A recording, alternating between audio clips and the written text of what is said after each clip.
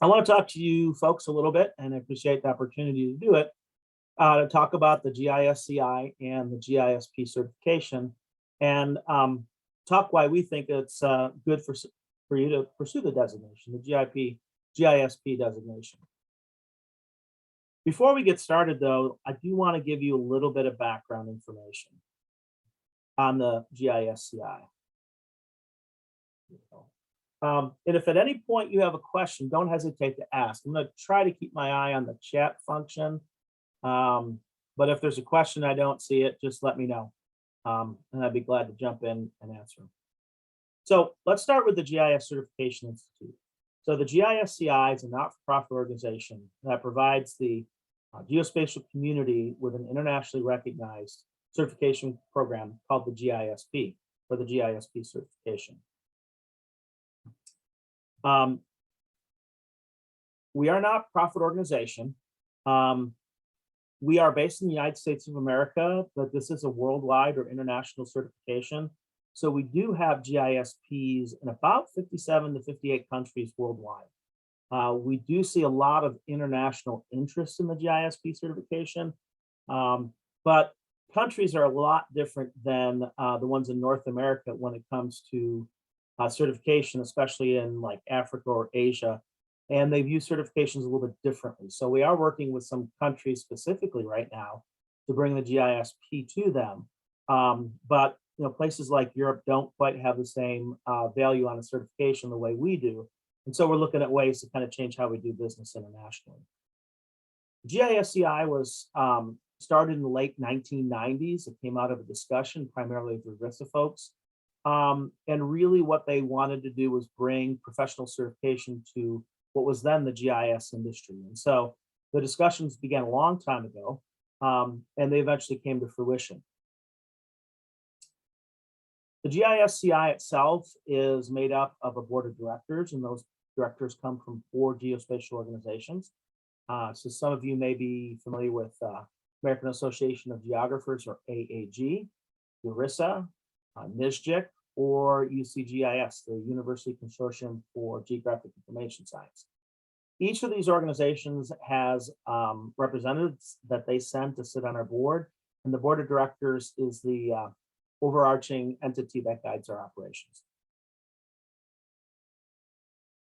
So let's talk a little bit about the GIS process itself, the requirements and the cost for new and recertifying GISPs. So if you want to become a GISP, there are a couple of steps that you have to take. And so this is for the initial GISP. You have to sign an ethics statement. All of our GISPs, whether they're new GISPs or recertifying GISPs, have to agree and abide to a set of ethics. These ethics are unique to the GISCI, but they contain elements in most professional ethical documents. So we've applied the ethics to be specific to the geospatial profession, but again, they're based on principles that are industry-wide. All new applicants must submit a portfolio online.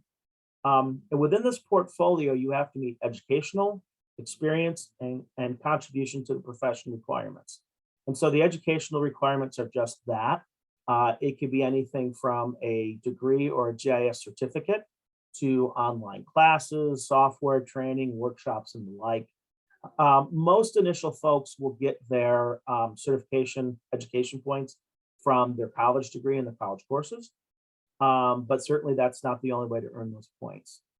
Experience is working in the profession and having GIS experience. And then contributions to the profession is a way of giving back to our profession. And so there are a lot of different ways that folks can contribute to the profession, whether it's publications, being a member of any of those organizations or any organization that is geospatial in nature. So by virtue of being members of CAM, you are contributing back to the profession and would earn points that way. And if you're a member of MAGIC, which I would encourage you to do, the Mid-American GIS Consortium, that too would be one of those organizations that allows you to obtain contribution points. It also requires 4 years of a geospatial experience or employment in the industry to get your initial certification. So this is designed as a certification for someone that does have experience. The second part is passing the Geospatial Core Technical Knowledge exam. And I'm going to talk about the exam here in a little bit. So essentially, to become a GISP initially, it's 3 pieces: the ethics statement, the portfolio, and then the exam. And if you complete all 3 of those pieces, you become a GISP for a 3-year certification period. Once you become a GISP and you're nearing the end of your 3-year certification period, you have to recertify if you choose to do so. A recertification includes signing an ethics statement. So you renew your desire to abide by the ethical standards of our profession. And then you have to submit an online portfolio. With the online portfolio for recertification, it actually only needs to be an education and contributions to the profession. So recertification requires that you invest in yourself and that you invest back into our profession. It does not actually require experience. However, experience can be used in the supplemental point category. What this means is if you are not actively working in the GISP field, you can still maintain your GISP certification. We do have a number of folks that have retired but continue to volunteer or give their services back to the geospatial community, and they want to keep this certification. So that's one reason. Another reason, which I don't think was anticipated at the time, but certainly is applicable now, is if you find yourself not employed for a period of time.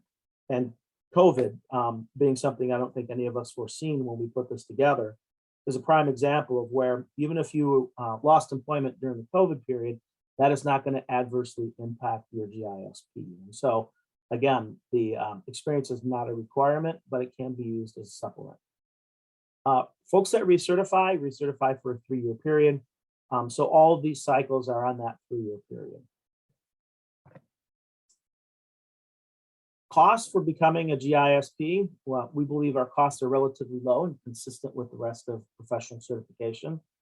Initial GISPs will pay a $100 one-time application fee.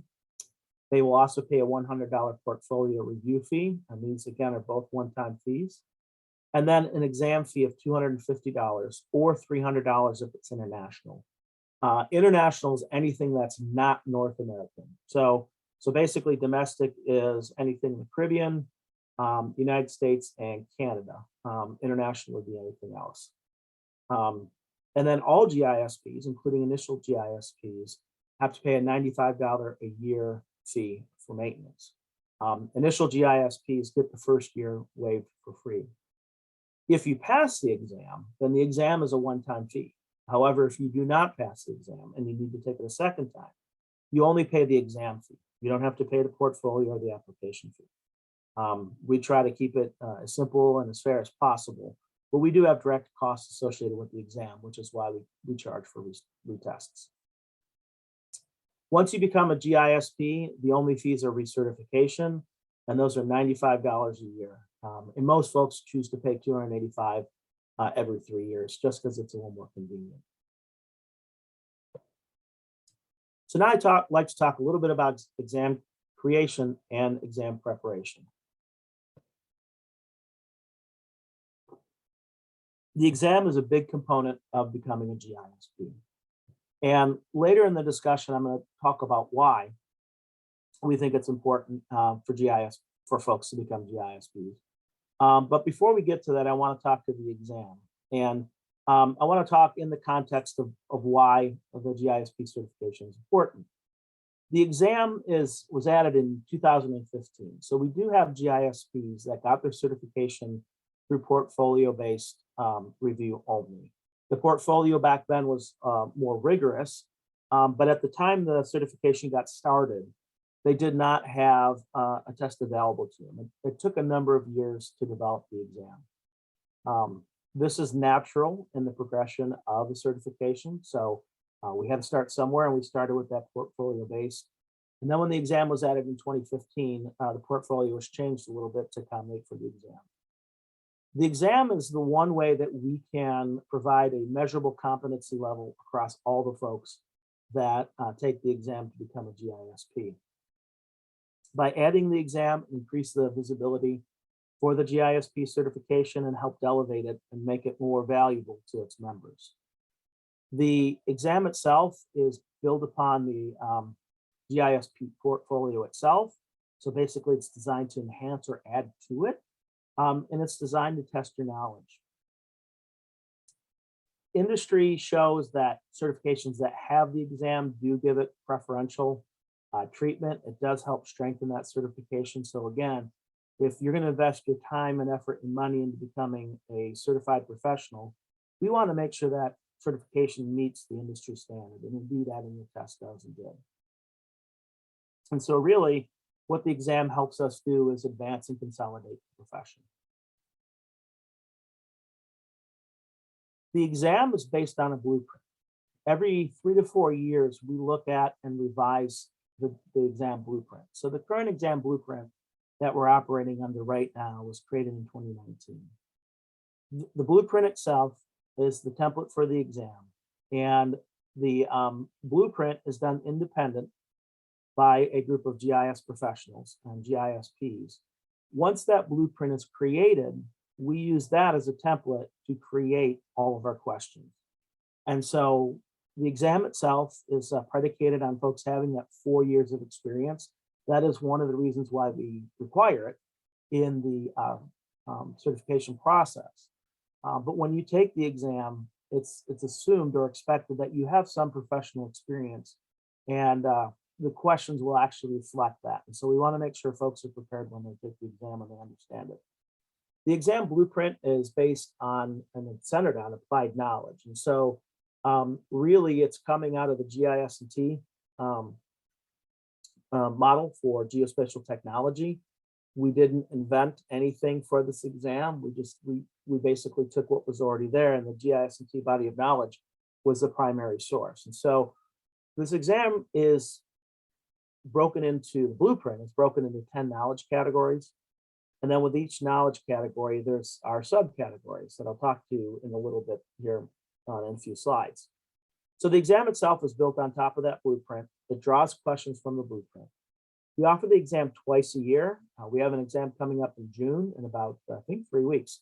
So that exam will be June 14th through the 11th of this year. And then our second offering will be in December. I believe it's the 3rd through the 10th. So essentially we have an 8-day testing period. It's the first Saturday in June or December to the second Saturday in June or December. Folks can take the exam at any point in your career. You actually do not have to have 4 years of experience, although we recommend it. But we do have a number of folks that have taken the exam straight out of college and have successfully passed it. And you might understand why in the next slide when I explain to you the blueprint categories. We've had folks that have had 20 plus years of experience take the exam and pass as well. Once you enter the portal to become a GISP, you have 6 years to complete all the steps. This was the first year, actually 2021, was the first year where we actually had folks that have been in the system for 6 years since the test was started. And a couple of those folks were removed from the roles because they were no longer active in the geospatial profession. So as I said earlier, the exam blueprint is broken up into 10 categories. When you take the exam, there are 100 scored questions.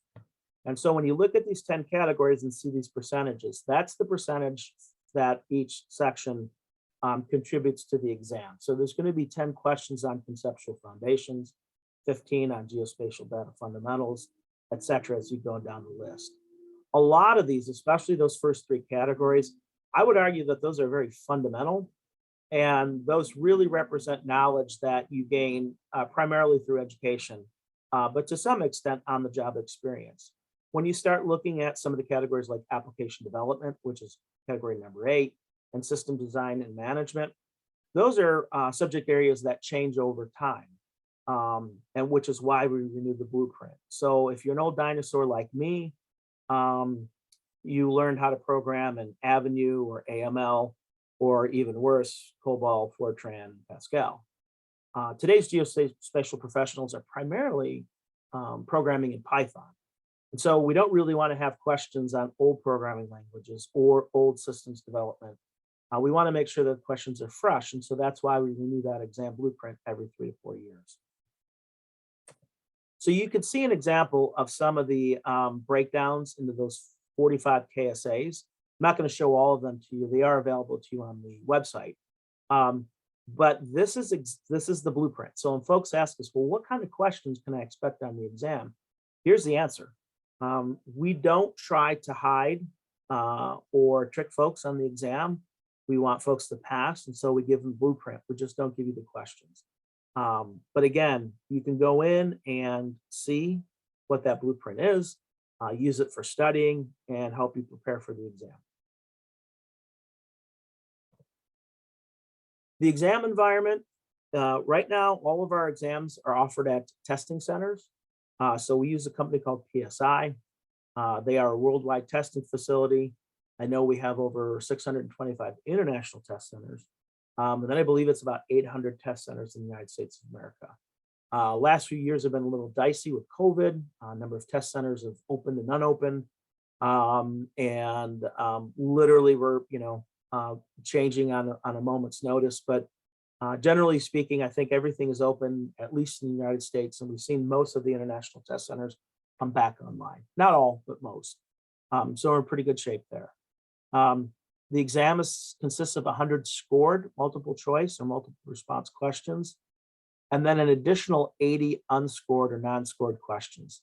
These questions are designed as sample questions to be used later on future exams. And the reason why we have these questions is because each time you take the exam, it's going to be different. Now, hopefully you only take the exam once because you passed it, but if you have to retest, it's going to be a different exam because we randomly pull questions from our exam bank of test questions. And so we're constantly adding and changing questions. We're also retiring questions out of the test bank because they're no longer relevant or applicable to the exam itself. Here's the part that folks don't like. When you go into a test center and take the exam, you don't get your results. It takes us 4 weeks to get the exam results back to candidates, and here's why. For starters, we don't start grading the exam until the last test taker. So if you take it on the first day, you just simply have to wait a full week for folks to take the exam on that last exam date. Once the exam period is closed, the results are given back to us, and they go through a very rigorous process of analyzation called psychometrics. What psychometrics does is it goes through and it ensures that every test was properly administered and all the questions were properly offered.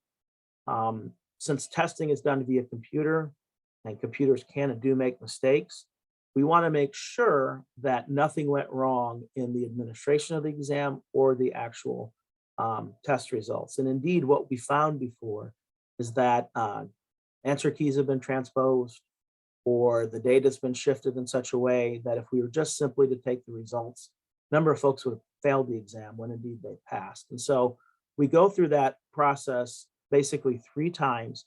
It allows us to make sure there's no testing anomalies or any problems with the scoring of the exam. It ensures that everyone who took the exam gets the proper score. And I can tell you, it doesn't happen often, but it seems to be when mistakes are made, they're made against the individual and not in favor of the individual. And so by going through this process, we've been able to correct and make sure that a couple of folks passed when the computers tell us they didn't. How do you prepare for the exam? Well, preparation for the exam is really like anything else, any other type of exam. You need to understand what the exam is going to ask you, and we offer that blueprint available online. And then you need to start studying, especially in the areas that you might be a little deficient. We do have some test materials that are available to you online at our website. We actually are working with a third party right now to create an additional set of self-study materials, and we hope to have those available fairly soon.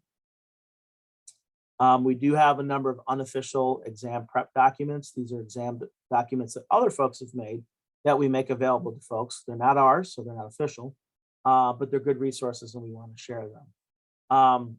A number of organizations have study groups. A number of businesses or organizations like GISPs have study groups of folks that work together on these. And then the other thing we encourage folks to do is take the official practice exam. We have, I say new, it's actually about 2 years old, so it's newish. But we do have an official practice exam, and the exam itself is designed to give folks just an idea of what to expect when they go in and take the exam in the test center. The exam itself is administered, you take it yourself at home. It consists of 50 questions that have been retired out of our test bank and typically takes about an hour to do. So you are actually taking exam questions. They're just ones that we don't use anymore. It is designed to be a smaller version of the exam to give you a sense of what the exam is and how it's administered. We offer this as an online resource for $30. That $30 fee gets you 2 attempts at the exam. So what we encourage folks to do is to take it once, see how they did, and then use it as a study template, and try to study primarily in the areas where you didn't do so well. One or more of those 10 knowledge areas. Once you feel that you've done a good job of studying, you can take it a second time and see how you improve. While we don't have any scientific data to back it up, what we found is that folks that take the study exam twice will have a good sense of how they're going to do on the actual exam itself. And so if you take that study exam and do well, you're probably going to do fairly well when you take the actual exam. If you take the practice exam and didn't do well, you may want to consider studying a little bit more and maybe delaying taking that test. Again, it's not guaranteed that if you get an 80 on the practice exam, you get an 80 on the actual exam, but we do find a correlation between how folks do on the practice and how they do on the real, assuming they put in the time and effort to do the studying. So if that's something you're interested in, you can basically go online and there's a link for the exam. And you do get your score immediately after taking the exam. You do not have to wait the extended period of time.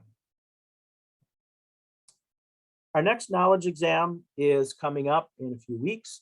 If you're interested in taking the exam, I'd encourage you to get registered as soon as you can. Generally speaking, there are almost always slots available at the testing centers, but we can't guarantee it, which is why we encourage folks to sign up early. If you're interested in the exam and can't take it in June, we will be offering it in December. So we do say the deadline is 2 weeks before the test session starts. However, we can get you in after that date if you're interested in taking the exam. What you need to do is go online. If you haven't created an account already at gisci.org, create an account, and then sign up to take the exam. Once you pay the application fees, once you pay the application and exam fees, you'll get an email that will allow you to schedule the exam. You pick the site, you pick the time, and you pick the date. And then you get notification back from the testing center, giving you information about the actual exam itself. One of the questions we have is folks ask, do I need a portfolio before I take the exam? And the answer is no. You can take the exam first, or you can create the portfolio, or you can do both at the same time. There's no advantage to any of those 3 different ways of doing it. It's whatever works best for you. I encourage folks to get started on the portfolio as soon as they can, because while they're waiting for the exam, they can get the portfolio filled out, but that's strictly up to you. We currently have about 100 folks that have passed the exam that still haven't turned in their portfolio.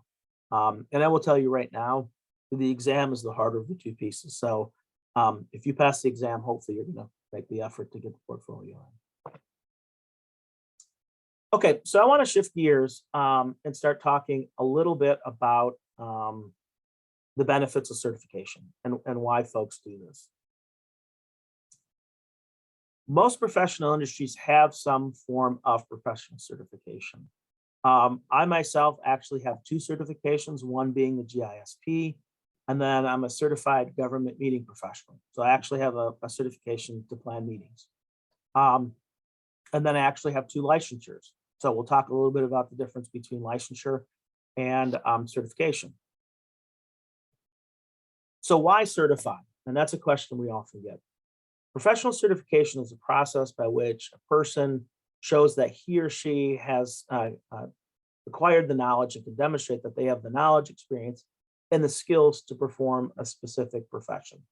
So in the case of geospatial, a GISP indicates that you have a broad understanding and ability to work within the geospatial environment. So why do we even have any type of certification at all, professionally, not just the GISP, but others? And so really what certification is it's a way of validating and helping promote and strengthen what we call a profession. And so again, if you were involved in GIS for a number of years like I've been, you know that back in the 60s, it was really an idea. And there were a number of individuals, key individuals that helped bring about the geospatial profession, but it really started with an idea, right? And so Roger Tomlinson, there are others, but he's considered to be the father of GIS.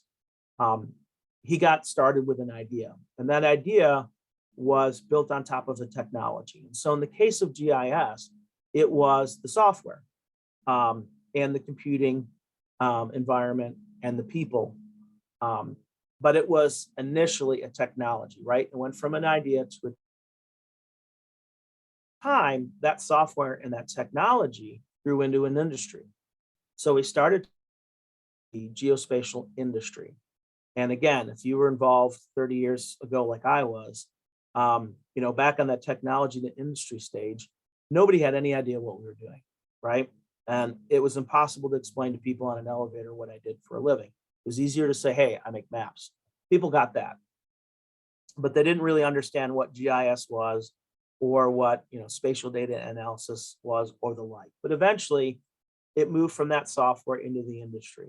And that's about the time folks started talking about creating a test, because many people felt that the geospatial industry was really becoming a profession. So we were geospatial professionals. So how do you do that? How do you say we are a profession? Well, one of the best ways to do that is to create certification, because certification gives you a measurable standard. And indeed, there are a couple geospatial certifications, which I'll talk about here in a minute. But by moving that needle forward, by moving into a profession and creating certification, we created something that helped validate our profession and helped to continue to move forward and grow. So how do we define a profession? What are the criteria? If you want something to be a profession, you have to have self-awareness, which I would argue we do. We have to have a unique body of knowledge, which we do. That's what we build our blueprint for the test upon. We have to have a social idea to unify the profession. We also have to have a formal formal organization of its members, a hall of fame, which there is actually a geospatial hall of fame at URISA, and then a code of ethics. And so really the GISP kind of encompasses and encodes all of these things to help bring apart that certification. Sorry about that. So what are the common elements of a certification? One is that it's awarded by professional organizations. And so in the case of the GISP, the GIS Certification Institute is the body that actually awards the professional certification. The certification is confirmation that you possess specific knowledge or skills needed to do a job. If you earn your GISP and you have that GISP after your name, that is that confirmation. You have gone through an accredited process to earn the certification. And so it is recognized because it's granted by the, in this case, the GISCI. Another common element of a certification that's typically earned after completing education and or experience gained. So again, in our situation, you do have to meet educational and experience requirements to get your GISP certification. You can't simply go to college and get this certification. You need the experience as well. All certifications involve meeting specific standards and usually passing exam. Again, those standards and the exam are part of our certification, and credentialing is usually valid for a limited time and must be renewed. So in this case, it's that 3-year period. So why would you certify? What are the advantages? I would argue one of the best advantages for becoming a certified professional is it shows that you demonstrate and are committed to the behaviors that enrich the profession. In order to be a GISP, you need to invest in yourself. So you have to You have to educate yourself. And if you've been involved in GIS for more than a few months, you know that our field is constantly changing and it's constantly evolving. I started in the world of command line ArcInfo and command line GRASS and command line ERDOS. Those programs have changed remarkably. We used to be on a mainframe. Now we're on mobile devices. It's going to continue to change and evolve. And if you don't change and evolve with it, you're not keeping up with the profession. So while it's not expected that everybody can keep up with everything at all times, you need to keep up with the particular areas that you're working in. So investing in yourself is very important for you as a professional.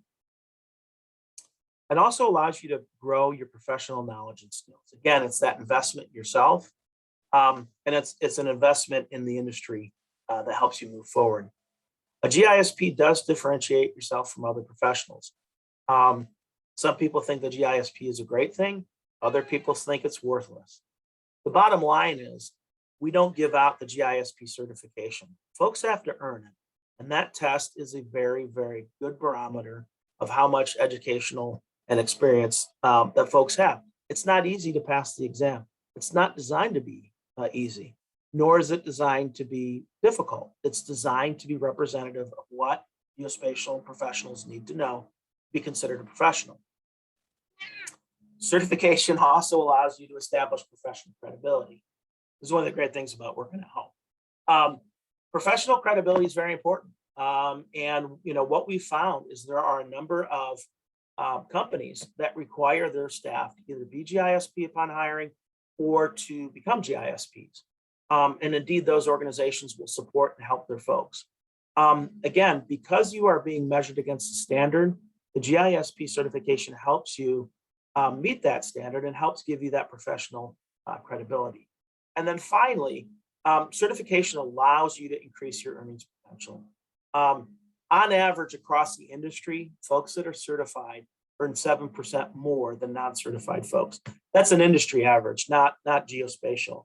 What we found in our most recent salary survey, which is a few years old now, we're going to update it this year, we found that approximately 67% of our GISPs receive more income simply by being a GISP. And so there is a financial reward for many folks that are associated with earning that certification. Our institute, the GISCI, we talk to a lot of different organizations about this. Many unions, I know in the Midwest, we don't typically have a lot of unions for government, but a lot of the unions on the East Coast and West Coast will automatically elevate salaries of GISPs upon getting the certification. So how does a GISP certification differentiate itself from either certificate or professional licensure? So a certificate, and some of you may have earned a GIS certificate through an educational institute. A certificate indicates that you've finished a vocational or educational program's coursework. So certificates are coursework based. They're not a degree. They don't certify you to work in a particular occupation or industry. But a GIS certificate does indicate that you've taken at least a certain amount of GIS coursework at an institution. Now, interestingly, there are hundreds, if not thousands, of certificates out there, but we don't see any commonality amongst the certificate programs within the university. That's something we as an institute are starting to look into. Certification, which is what the GISP is an official document that proves you obtained a certain level of knowledge or achievement that qualifies you for your line of work, in this case, geospatial. And then finally, licensure is proof that you are licensed to work in your profession. So licensure is actually a legal designation, and it has a very clear set of requirements for each vocation, which means if you're not meeting those requirements, you could be liable. And probably the best example that I can offer that's common to our field is surveying. So if you want to be a surveyor, you need to be licensed. And licensure for surveying is unique to each state. So if you work in Kansas and want to work in Missouri, you might have to get licensure unless there's some type of reciprocity between those states. And so, whereas a land surveyor could be sued if they don't meet their, if they are incompetent in their work, folks that have certification can't be sued if they're incompetent in work. They can, but the level of burden is a lot higher. In other words, unless you were knowingly incompetent, you can't be sued for that work. So certification versus licensure. Again, the GISP is a certificate or certification, not a certificate or a license. There are about 1,600 different types of certifications across the industries in the United States of America. About 17% of the civilian workforce holds some type of certification or license. I hold 2 certificates and I hold 2 licenses. And that's not necessarily uncommon. Within the geospatial community, there are 4 different types of certifications that are available to geospatial professionals. Some of you may be familiar with the ASPRS remote sensing certifications. I believe there's 2 right now. There's licensed photogrammetrist, there's the photogrammetrist, and then there's the map technician certifications. These are both administered by the ASPRS and are run similarly to how we run the GISP. The U.S. Geospatial Intelligence Foundation has a geospatial intelligence certification. That one's currently suspended. It is unique in that its focuses on geospatial intelligence, but they've stopped offering that certification. There are a small number of folks that have it, but it's not currently available to folks. Many of you are probably familiar with Esri's technical certifications. These are on specific ArcGIS products. So this is different than professional certification because you're certifying on a software product, not an actual profession. That's not to diminish them because they're good for what they are, but they are very different in that regard. And then of course, the 4th is the GISCI GISP certification. So just kind of like some trends that we're seeing within our industry. When the GISP first became available, there was an initial cohort of 29 folks in 2003. Since then, over 10,500 folks have held the title of GISP. Not all of those folks have retained it. We have approximately 6,500 active GISPs. For a lot of different reasons, folks have decided not to continue with their certification. We've seen a lot of folks just simply retire out of the profession. The folks that were coming in 2003 had, 20 plus years of experience as it was. And so now almost 20 years later, those folks are, 40 plus years in the profession. And so they're very few and far between, at least in terms of active GISPs. We are slowly growing the number of folks that are in the program. Right now for our June exam, we have 300 folks, or actually 392 folks that have signed up to take the exam. Now, not all will, some will cancel, but we are seeing a slow and steady growth. We'd like to see that accelerate a little bit. And so to that extent, we're starting to do some more marketing, but we are seeing a steady growth. And then who certifies? About 50% of our certificate holders are from the private industry. We do see a number of industries that have a significant number of GISPs on their staff. I know AECOM, which is in Kansas City, and some of you may have or may work for AECOM. AECOM is very pro GISP, but we see a lot of other firms that are also very supportive of the GIS program for the professionals. As we talked about earlier, it lends an air of credibility to their employer if they can say X number of staff have the GISP certification, or, in the case of remote sensing, they have their ASPRS photogrammetrist certification. I know when I was working for the state, that was always a requirement. We always had to have a licensed photogrammetrist on any type of aerial project that we work on. And indeed, we're starting to see more and more clients issue RFPs that say at least one or more of your staff working on this project must hold a GISP. And so again, we see a lot of support in the private sector for the certification. 35% of all folks work in government. A lot of that is state and local. A few feds, we don't see as many federal folks, but we do see a lot of local government and a fair amount of state government that hold the GISP as well. And then finally, the remaining 15% are academia, tribal, not-for-profit, and the like.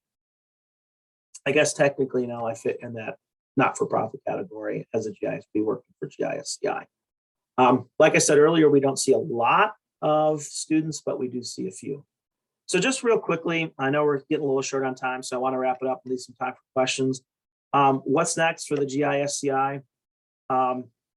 We continue to update and operate our exam. That will always be the backbone of the certification, so we'll continue to do that. We're looking at working on entry-level type opportunities for GIS students graduating from college. We want to get folks in the program a little bit earlier. We don't know how that's going to go yet, but we're working on some documents and it may lead to a test. We continue to do broader outreach and work with our friends across the geospatial environment. We're also looking at expanding our worldwide operations. And so I had the opportunity this past week to be in Amsterdam and talk with worldwide geospatial professionals about the opportunities. We do have a new designation for GISP folks that have retired, the GISPR. Again, a lot of certifications offer this, and we had enough demand, so we have a new retired category. We also have a GISP endorsement designation, and so this is for employers. One of the things that we encourage employers to do is support their employees in getting designation. I know I was lucky when I worked for the state of Missouri. They paid for my application, they paid for my annual maintenance fees, and of course, they also paid for my training. I can't emphasize this enough. You have to constantly be educating yourself to keep up with the geospatial environment. And so the idea behind the endorsement designation is that we want to help identify programs that are going to help support their employees, whether it's through additional salary, which is very important, but also covering the cost of certification and the like, and again, to help do that. And so we hope to have our first cohort of endorsed organizations in the not too distant future. I will encourage you, if you either are an existing GISP or thinking about becoming one, do talk to your employer and see what they will cover. Most employers will cover either some or all the cost. Most folks just don't realize that. So in closing, I would argue that being a GISP is a long-term investment. It takes time and energy to get that certification. It also takes time and energy to maintain that certification. Again, being a GISP is an investment in yourself, and it's also an investment in our profession. GISPs are active in their profession, and they're leaders in the field. And so I'd like to leave you with a quote from William Johnson. I don't know if you know Bill, he works for AppGeo. He used to be the CIO and GIO of New York State. And Bill was initially skeptical on the GISP program. When it came up, didn't really take the chance to educate himself until later. But once he educated himself on the program and realized what it represented, he came back with the quote that becoming a GISP reinforces behaviors that enrich our profession. And so if you think the geospatial profession is important and you want to be a part of it and want to see it grow, becoming a GISP is a great way to do that. So with that, I'll switch over to any questions that folks may have, and I'd be glad to answer any of those.